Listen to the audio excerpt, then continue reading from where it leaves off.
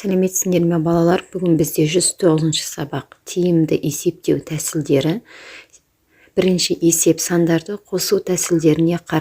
Осы тәсілдердің қайсысы тиімдірек? Бірінші тәсіл 56 қосу 28 қосу 14.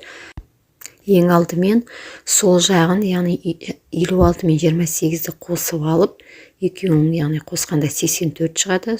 Содан кейін барып 14-ті қосып шығаруға болады. Екінші тәсілде 56 мен 14-ті қосып аламыз. 70 шығады. Яғни дөңгелек сан дейміз 70-ті. Неге дөңгелек сан деп айтамыз? Себебі соңында 0 тұр. Яғни 70-ке бізге 28-ті қосу оңай болады. Тиімді тәсіл дегеніміз қосқан кезде өзімізге ыңғайлы тез қосылатын өрнекті тиімді тәсіл деп атаймыз. Екінші есеп сандарды есептеу тәсілдеріне қара. Осы тәсілдердің қайсысы тиімдірек? Бірінші тәсіл 7 қосу 7 қосу 7 азайту 8 тең 2 жетіні қосып алған 14 шығады. Оған 14-ке 7-ні қосамыз 21 шығады. 21-ден 8 азайтқанда 13. Екінші тәсіл 7 қосу 7 қосу 7-ні, яғни көбейтуге алмастырамыз. 7-ні 3-ке көбейткенде бізде 21, одан 8 азайтқанда 13 шығады. Бұл жерде тиімді тәсілмен шығарылған есеп екінші тәсіл. Үшінші есеп А. Қосудың ауыстырымдылық қасиетін пайдаланып есепте. Қалай шығарамыз? Соңғы бірліктерінің қосындысы 10-ға тең болатындай сандарды іздейміз. Яғни 32 мен 18 жақшаның ішіне қосып аламыз бөлек жеке. Одан кейін 19 бен 11-ді жеке жақшаның ішіне қосып аламыз. 32 мен 18-ді қосқанда 50, 19-ға 11-ді қосқанда 30 шығады. Яғни дөңгелек санға, манағы айтқандай дөңгелек санға айналдырдық. 50-ге 30-ды қосу бізге енді жеңілірек болады. Тез оңай шығара аламыз. Сонда 50-ге 30-ды қосқанда 80 шығады. Дәл осылай іздейміз. 15 пен 25, 27 мен 33-ті жеке қосып аламыз. 15-ке 25 қосқанда 40 шығады. 27-ге 33-ті қосқанда 60 шығады. Яғни бізге екеуін қосу жеңіл, оңайрақ. Яғни 40-қа 60 қосқанда 100 шығады. Үшінші есеп Әсі қосудың терімділік қасиетін пайдаланып есепте. Бұл жерде жақшаның орнын ауыстырамыз. Яғни 58 қосу жақшаның ішінде 27 қосу 13, бізге 27-ге 13-ті қосу ыңғайлы. 58-ге қосамыз 40, сонда бізде 98 шығады. Дәл осылай 36 қосу 14 қосу 48 есебінде жақшаны ауыстырамыз. Яғни 36 мен 14-ті жақшаға алып қосып аламыз. Ол жерде 50 шығады. 50 қосу 48, бізде жауабы 98 болады. Міне балалар, үшінші есепті тиімді тәсілмен шығардық. Төртінші есеп Асы өрнектердің мәнін тап. Енді мұнда біз бірден шығарамыз, яғни амалдардың орындалу реті бойынша шығарамыз. Ең алдымен жақшаны орындап аламыз. 11-ден 8 алғанда 3, одан кейін 21-ді бөлеміз 3-ке 7 шығады. 7-ні 4-ке көбейткенде 28 шығады. Арғарай бірінші тоже жақшаны орындап аламыз. 37-ден 10-ды алғанда бізде 27. Одан кейін 27-ні 3-ке бөліп аламыз, 9 шығады. 65-тен 9-ды алғанда 56 шығады.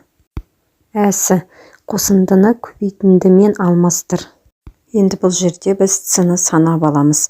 С бізде 5, С көбейту 5 деп жазамыз. А қосылған Б бізде 3, жақшаның ішінде жазамыз. А қосылған Б көбейту 3. Бесінші есеп. Есептемей-ақ салыстыр. 26-ны 4-ке көбейтеміз. Мұн жерде 4-ке көбейтеміз 26. Мұнда қорытынды, яғни көбейткіштердің орнына ауысқанмен көбейтінің мәні өзгермейді. Сол себепті екеуі тең болады.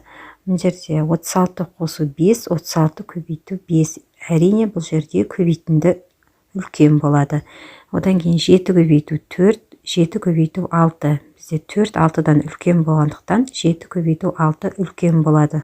25 қосу 25, 25 көбейту 2, екеуі тең болады. 6-шы есеп. Кесте бойынша теңдеулер құр, оларды шеш. Теңдеу құрамыз.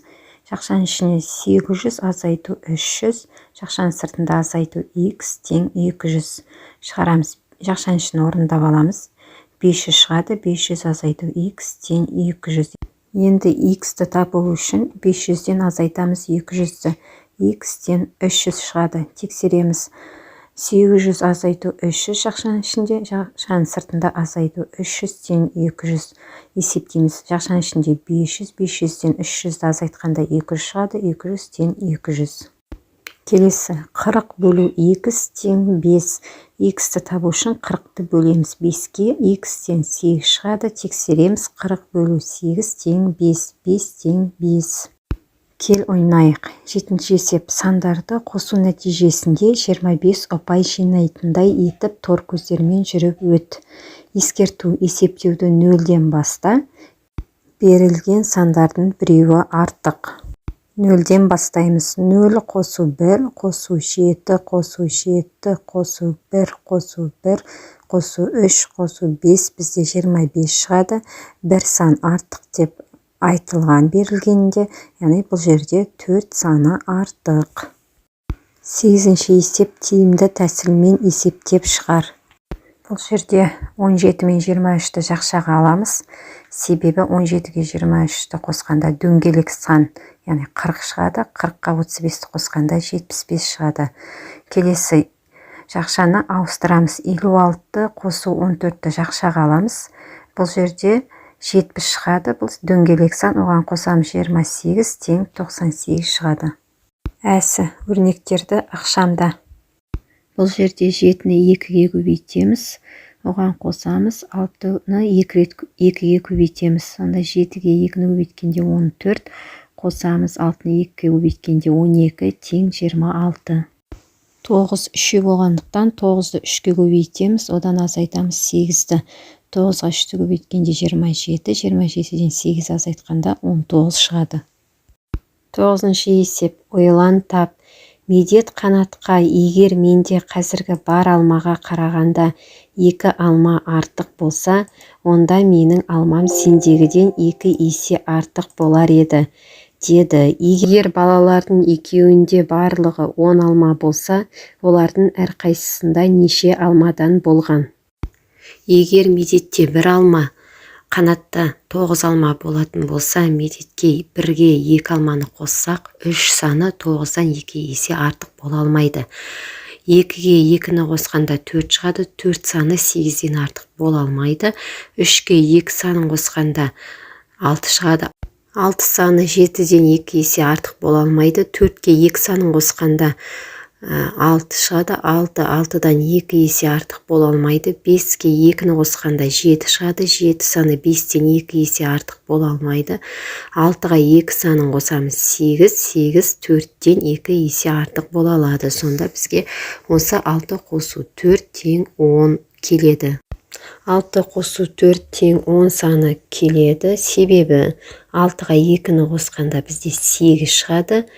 8, яғни 8 саны 4-тен 2 есе артық, яғни 4-ті 2-ге көбейткенде 8 болады. Сонымен бізде медетте әуелде 6 алма болған, қанатта 4 алма болған.